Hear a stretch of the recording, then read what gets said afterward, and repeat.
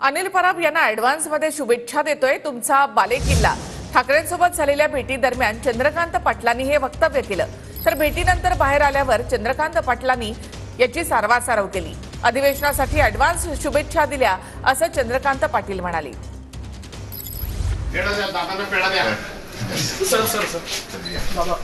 अनिल परब इतके निवांत का बसले? आज काहीच नाही ना। त्यांना विचारा की आम्ही आमच्या एकटी जागाला वन पेढे वाटतो दादा। आम्ही एकटी जागाला लोकसभेच्या वन पेढे वाटतो। ते मी यांचा ॲडव्हान्स मध्ये वाटतो सगळ्यांना बुके द्यायचं आणि ॲडव्हान्स मध्ये वादी केलेलं प्रेम असू द्या।